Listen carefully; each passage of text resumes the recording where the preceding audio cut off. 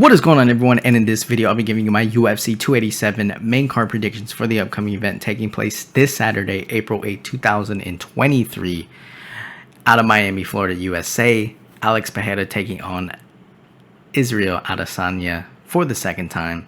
Gonna be one hell of a card, one hell of a main card as well. So without further ado, let's jump right into it. In the first fight on the main card, we have a bantamweight bout between Raul Rosas Jr., 7-0, taking on Christian Rodriguez, 8-1. And like I said, in the bantamweight division, obviously a lot of competition in this division, pretty exciting division. So it's good to see that even the up-and-comers, exciting fights. So the biggest thing about this one is obviously I think Raul Rosas Jr. coming in with the hype, dominant grappling, really strong kid, killer instincts. We saw that in his last fight against Jay Perrin, where he's able to get that neck crank.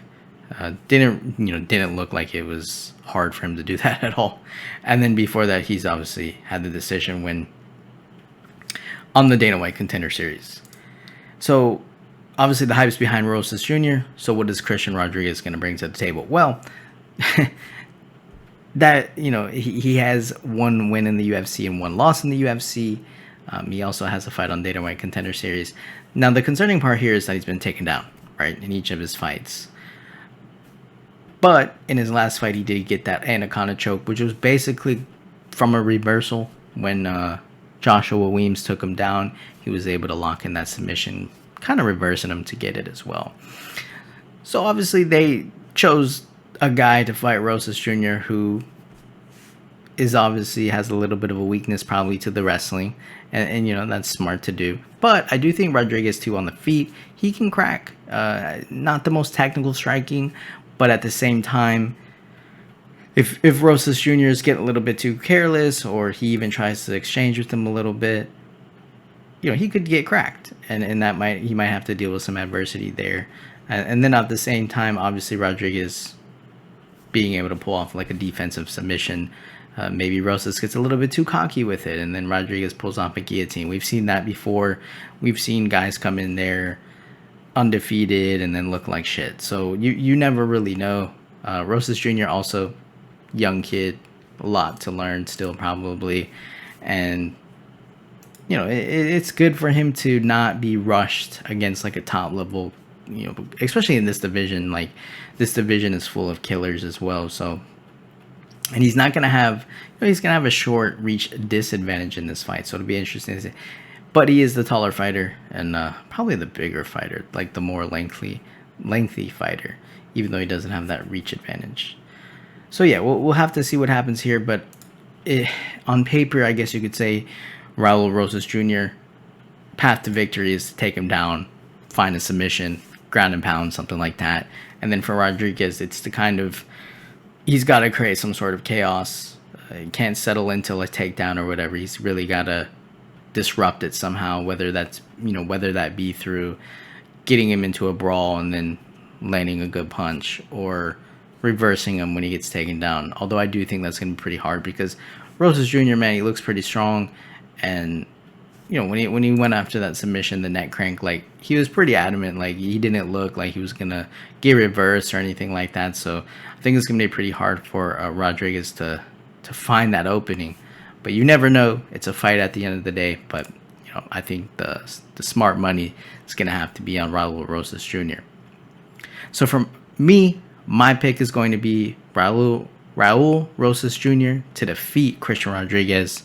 I'll take him to win by round 1 submission.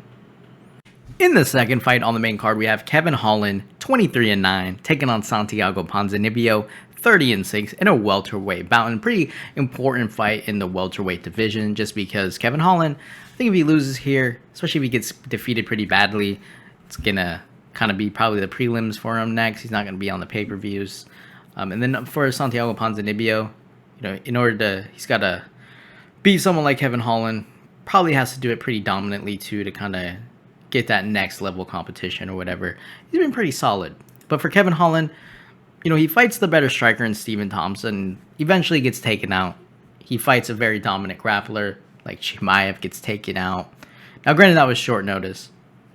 But even when he fought Marvin Vettori, right, gets taken out 11 times. Fights Derek Brunson in a fight that honestly he should have won that fight. Like when you look at Derek Brunson, it's just you got to take him out. But he loses. Derek Brunson gets taken down 6 times, and so everyone thinks like, myself included, because even in the he gets taken down by Kyle Dawkins or whatever.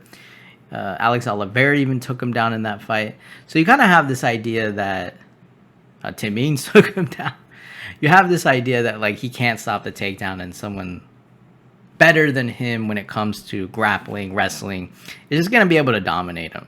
So then they give him a guy like Stephen Thompson. So it's like, oh shit, he's going to be able to strike with him. It's perfect for him, right? He may be able to land something big there, catch a guy who's kind of a veteran, but maybe had slowing down a little bit. Maybe we can catch him off guard. Holland's probably thinking that, whatever. But then he ends up still getting beat by someone who just has the better striking and is able to go the 5 rounds and eat some of his best shots, but keep coming, mixing in the kicks, everything, to slowly just break him down until the 4th round. And then eventually, I think, I forget if it was a doctor stoppage or they threw in the towel or whatever, but either way, Kevin Holland was not able to finish the fight. So for me, Santiago Ponzinibbio has to come in here and kind of do the similar thing, right? But I think Santiago Ponzinibbio, he's not diving in for takedowns every fight, but I do think he probably, depending on how it's going on the feet, probably tries to utilize the grappling. And for Kevin Holland, so the thing for Kevin Holland is like, what can he do? Well, I do think Ponzinibbio, he's coming off that one against Alex Morono. He get wobbled in that fight, and he didn't get knocked down in that fight. And that's kind of the concerning part, is I think sometimes when Ponzinibbio rushes in, he drops his guard a little bit. He definitely has big power. You don't want to get hit by him flush, just like Morono found out. But at the same time, it's like if Kevin Holland can early on take advantage of the aggression of Ponzinibbio and in some of those exchanges land a big shot, I do think Kevin Holland will be able to put him away. I know, Ponzinibbio lost to Michel Pereira, but obviously it was a close fight, split decision. Jeff Neal fight, split decision. He did get knocked out by Li Jingliang, but he was on a pretty good win streak before that. And so for me, I can see Santiago Ponzinibbio, I guess, surviving or whatever, maybe mixing in the grappling and then putting up a good amount of volume on Holland and kind of just breaking him over the course of the 3 rounds, pulling off a decision or whatever. Honestly, maybe even a split decision. But in order for Kevin Holland to stay into, like I said, this top level thing in the top of the division and still show that, like, look, I deserve to be here. I'm not just like some flashy dude who gets lucky. I can hang with the top level guys. He's going to have to probably finish Ponzinibbio early here because obviously Ponzinibbio, I think, is the veteran, at least in the UFC. He's fought top level guys before. And, he's hanging in there, right? He just beat Alex Morono, who was on his own win streak. But it is sketchy to go with someone like Kevin Holland because I think the opportunity to win is there for him. It's just he has to focus on being a lot better in one aspect of the game, right? He can't just be, because he's been shown that, like, against a better striker, he's just not going to win, right? And against a better grappler, he's just not going to be able to win unless he catches you. And he has to go for it. He has to open up, right? He can't just sit back and let and he can't just try to go for like one kill shot. He's got to mix it up. When Ponzinibbio is running on him, he's got to light him up with a combination. He can't just throw like a spinning elbow and hope it lands or something. Like, Holland really has to get to work, not overly look for the kill shot, gas out, and then Ponzinibbio's taking him down when Ponzinibbio's not even taking people down in his fights. So yeah, it is concerning to go with Holland, but it's just like, if he doesn't win this fight, he's got to know that, like, it's probably gonna, down to the prelims, if not, kind of get questioning whether he should be in the UFC or not. So for me, I'm gonna go Kevin Holland to defeat Santiago Ponzinibbio. I'll take him to win by KO TKO in round number 2. In the third fight on the main card, we have Rob Font, 19-6, taking on Adrian Yanez, 16-3, in a bantamweight bout. So Another exciting fight in this bantamweight division. Obviously, the contender, Yanez, and then Font being the more veteran, not only in the division, but inside of the UFC because of the just the experience and then fighting the top level competition. So for this one, this could turn into one of these fights, kind of like Corey Sandhagen versus Marlon Vera, right? You see Marlon Vera go out there, you're thinking like, this dude, he just has looked great, right? And then you see someone like Corey Sandhagen, you know, at least in his past fights, he's had his wins, he's had his losses or whatever, but they've been kind of close, and like Marlon Vera just has looked absolutely, you know, beyond great or whatever. So like there's no way, right? There's no way he goes out there and gets schooled. But then he goes out there and he gets schooled, right? You just have someone you have someone like Marlon Vera who just, he didn't look like the guy we've been seeing, and then Corey Sandhagen looked like an even better version of himself. And I think that could happen here. If we overvalue Adrian Yanez and you say like, oh, he's going to go out there and kill him, right? Or whatever, based on his wins. But when you look at who Yanez has fight, it's like, okay, Rob Font's probably crushing Tony Kelly, Randy Costa, Gustavo Lopez. Like, you know what I mean? So it's hard to like really see whether or not like Yanez is going to go out here and just crush Rob Font, because I think that's kind of disrespectful. When you look at who Rob Font's fought, you know, toe-to-toe with Marlon Vera, toe-to-toe with Aldo, took on Cody Garbrandt, won that fight via unanimous decision, took on Marlon Moraes, obviously he's chinny, Ricky Simone, Sergio Pettis, Rafael Sanzao, Thomas Almeida, Pedro Munoz, you know, so he's fought like a really good list of guys. But again, he kind of does lose to the top guys when he gets up there, right? Loses to Marlon Vera, loses to Aldo. So for me, this is a pretty big step up for Adrian Yanez. They are, you know, they just gave him Tony Kelly, and now he's fighting Rob Font. Where, you know, if Yanez is able to defeat Rob Font, even if he wins it by decision and kind of just beats him up, I mean, I think that puts him in title contention, like maybe like one fight away, one or two fights, depending on how he does it, you know, and that's a pretty big jump. For Adrian Yanez, though, I think he has really good defensive skills, so he's able to pop his shots. He has a really nice job and then get out of the way. You saw that in his fight against Davey Grant, which I think was his toughest fight, right? The fight against Davey Grant, he won it by a split decision. A very good fight. Maybe they gave it to him just because he was able to get out of the way. Good takedown defense. Granted, though, I think Rob Font might be the hardest, you know, the guy who probably is going to be the one to really try to utilize that grappling and take Yanez down. But I do think Yanez can definitely beat him up. I really do think that. I don't like Adrian Yanez because he's not like knocking dudes out in like 20 seconds or in the first round every round. He's faced some adversity. You know, he's had a split decision victory. And so to go up against someone like Rob Font, I feel like it's reasonable. Like I can see him, you know, having to deal with some adversity, but then coming back throughout the fight and then slowly just beating up on Rob Font. Especially because Rob Font, man, like he's definitely eat some.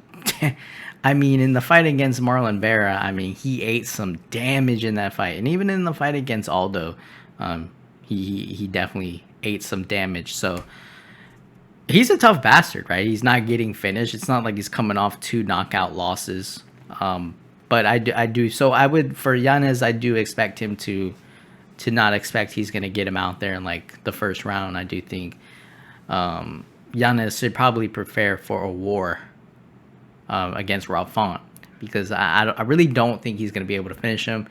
But I do think if he can utilize that movement, pop that jab out there, and just be the more active guy, defend the takedowns, and if he's not dealing with the takedown, just has to be, moving around, popping the jab out, just lighten him up, see if he can just, and maybe he does land a big shot here or there, but he has to watch out for it because Rob Font's going to fire back, at least when it's in close like that. Rob Font's going to go for those kicks as well, maybe try to take away his movement. So I think it's a really good test for Adrian Yanez, and I do think he would be able to pass it. I just don't think he's going to go out here and kill Rob Font. Like that would be pretty surprising to me if he just destroys him, with how tough of a fighter Rob Font is. But with that being said, my pick for this fight has to be Adrian Yanez to defeat Rob Font. I'll take him to win by a decision. In the co-main event of the evening, we have Gilbert Burns, 21-5, taking on Jorge Masvidal, 35-16, in a welterweight bout. This is going to be a pretty good fight.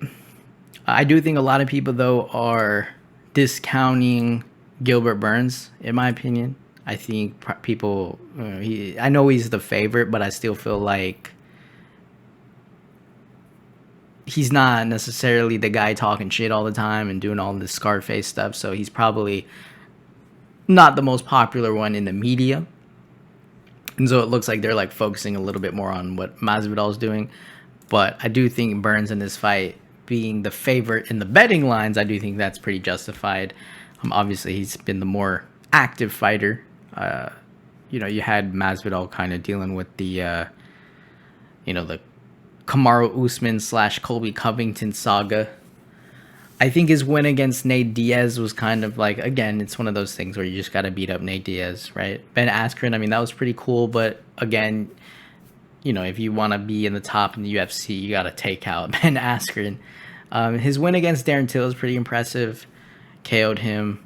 He lost to a better striker in Stephen Thompson. Lost to Damian Maia. Damian Maia was able to out-grapple him. And then he loses to Kamaru Usman. Gets taken down 5 times. Gets outstruck significantly against Usman. And then Usman ends up taking him down 2 more times in the next fight. And then KOs him in the second round, which kind of shocked him. He ends up fighting Colby Covington next. Covington kind of does the same thing. Covington even outstrikes him and then lands 6 takedowns. So, the better grappler / the better striker is just going to be able to beat Masvidal. Now, I do think fighters can improve, like obviously, but at the same time, the other guy can improve too. So for Gilbert Burns, he had that pretty good war against Chimaev, which honestly was like really impressive fight when you look at how good Chimaev is. What he was able to do in that fight, hang in there, borderline at moments, basically almost kill him. Burns was able to drop him and all that. And then he comes back, he gets a submission victory over Neil Magny. So also showing that, I'm known for power, getting in there, throwing down, but like don't forget about my grappling / ability to literally submit you in 1 minute, right? It's like he's very dangerous on the floor. It's just that we don't really think of that sometimes. And then his win against Stephen Thompson, in a fight where I actually thought Thompson might have going to be able to win, but Burns was able to take him down, pull off a unanimous decision. A really low volume fight. His fight against Kamaru Usman, Usman, again, I don't know if it's just because they're worried about Usman taking him down or whatever, but for Usman to KO Burns, I mean, that was obviously impressive. And that was a low volume fight for Burns. But before that, Burns was on a pretty good win streak. He took out Damian Maia, defeated Tyron Woodley by decision, Gunnar Nelson. I think his grappling is probably going to be the thing that helps him here. Because obviously, Masvidal is going to want to keep the fight standing. But regardless, you don't want to be eating big shots from Burns. Masvidal can put together some pretty good combinations. Like it's definitely one of those... he can definitely throw some pretty good kicks to the body and have some good boxing. But it's just that Burns, I feel like, is going to be able to probably land some pretty hard shots on the feet, but at the same time, like I just think he's going to be able to drown Masvidal. And whether it's against the fence or whatever, like it's just going to be I feel like it's going to be annoying for Masvidal to deal with unless Masvidal is able to like constantly defend those takedowns and then just be, attacking Burns to the body a lot, making him miss, making him throw those haymakers, getting out of the way. He's going to have to fight really tactical because, I don't think we've seen Masvidal get knocked out now, right? So it's like he obviously can be knocked out. And someone like Burns, who's he basically almost took out. I guess they didn't qualify it as a knockdown, but I mean, Burns tagged up Chimaev in their fight, and he was able to hang with him. And that's the other thing too, is that Burns might slow down a little bit because I think he does throw a lot of power and all that. But if he slows it down a little bit, tries to look for the takedown, it's going to be a lot of smothering towards Masvidal. So Masvidal might slow down. And then Burns, when they're on the feet, is able to land some shots here and there, go after the legs and all that. Because I don't think Burns has to worry about Masvidal diving in for takedowns. It's just not going to be a good thing because Burns can defensively win by submission as well. Or reverse the position and then pull off something. So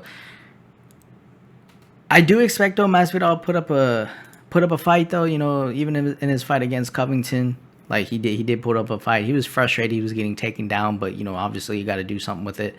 You can't just accept oh man, you're taking me down. Well, don't get taken down. It's MMA, right? It's not like boxing. So Burns is definitely gonna mix in everything here, and I think unless Burns, unless he gets caught or he absolutely gasses out for some reason, I just feel like Burns is probably gonna be the one to come off of this fight. And you've got Jorge Masvidal talking about retirement, or he's done if he doesn't win this fight. I don't know, man. He's a lot of questioning his thing, and it's a little sketchy.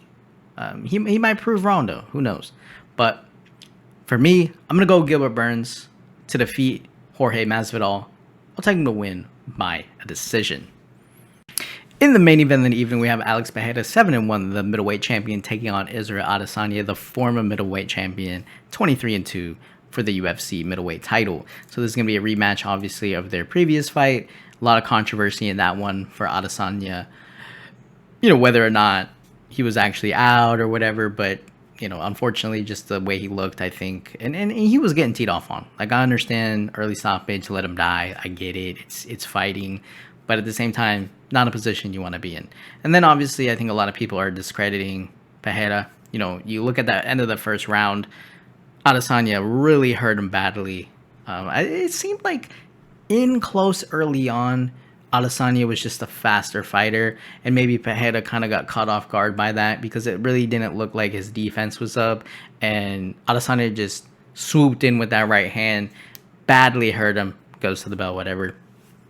And then obviously Pereira getting his own takedown in there. Adesanya going for takedowns. I'd expect both of their grappling, their wrestling to even get better than what it was. So I wouldn't be surprised to see both guys honestly grapple at one point, even if it's just holding against the fence. I don't really see Adesanya going in for a submission. Maybe he does. Who knows? Adesanya is very motivated, but I think at the same time, Pereira is very motivated to I feel like he keeps getting disrespected. I even think he's the underdog in this fight, and he was the underdog last time. So I think he's constantly disrespected, and I think you look at that in the first round, how he got wobbled or whatever, you could say, oh man, he was gonna drop him, but Pereira made him pay with those checking those leg kicks, kind of disrupted his game, which basically led to the sequence of Pereira finishing him. For me, I would expect Pereira to maybe tighten up his defense a little bit so he doesn't get wobbled. But I do think with Pereira, man, he can badly hurt you at any moment, more so than Adesanya. Where Adesanya, I think, granted he did catch him at the end of that first round, but I think overall Adesanya has to light him up with a variety of combinations, right? He has to kind of take toll on him over the course of the 5 rounds, whereas Pereira, he doesn't really need to do that, right? He's just kind of you can land some good shots on me, but I really only have to land a couple strikes here and there per round to really damage you, and then it's just gonna win me that round or whatever. Obviously it depends on the judges and all that, but like I said, I think Pereira is very underrated because he keeps getting disrespected when it comes to the betting lines and all that, and I don't think he's a guy to disrespect like that. I think he's definitely dangerous. You also have to take into consideration, like, I mean, he did get taken down in that third round too, right? So maybe if Adesanya mixed in a little bit more attempts for like submissions, that might help, obviously. But these are things that Pereira can go back and work on and see if he can tighten it up a little bit. And, you know, they fought each other so many times that, like, at this point, I think both of them kind of know what they're going to be able to do. And I actually might expect Adesanya to, you know, he did try to mix in that grappling. But honestly, I feel like maybe now, you know, especially because he maybe feels like, you know, I did hurt him pretty bad at that last, you know, couple seconds of the first round. Maybe he tries to be a little bit more aggressive on the feet, light him up, right? But at the same time, man, it's just, man, Pereira is just gonna, if Pereira can like back him against the fence and start landing some of these shots, like I feel like Adesanya is gonna be in trouble again, right? You just look at the power that Pereira is able to generate, and man, I don't know. It is a tough fight to call because like we've seen it play out. I really do think if like Pereira would have just, there would have been no controversy or whatever, and he would have like flush KO'd him, you know, I don't think we'd be, one, having this fight again, or two, just, well, I don't know who's gonna win, whatever. Because I do think both fighters are really good, but Adesanya, he just has to do so much more, whereas Pereira can, like I said, land that one shot or two, change the whole fight at any moment. So it'll be interesting to see, maybe especially with the grappling defensively too for Pereira. Obviously, you might think, well, you know, Adesanya might try to go in on a submission on me or something, but maybe he pulls off his own, like, who knows, right? But I think if the fight is on the feet again, I think both fighters try to be a little bit more aggressive, and that might cause the fight to end a little bit more earlier this time. Especially knowing, like, Pereira knows now that, like, if I can get this dude backed up against the fence, I can just start teeing off on him. And, like, Adesanya just, when you look at the sequence of when he was getting backed up against the fence, he didn't even, like, swing on him. Like, he was just letting Pereira just start to tee off on him. It was just, like, maybe he felt his power and then was like, oh, shit. He didn't even dive in for a takedown during that moment. So, I don't know. I don't know why he didn't, like, he kind of just let himself lose the fight because, you know, obviously it's not a good look when you're not firing anything back. So, yeah, I think Adesanya, to win, he's going to have to push a lot harder early on. Really get Pereira's energy down.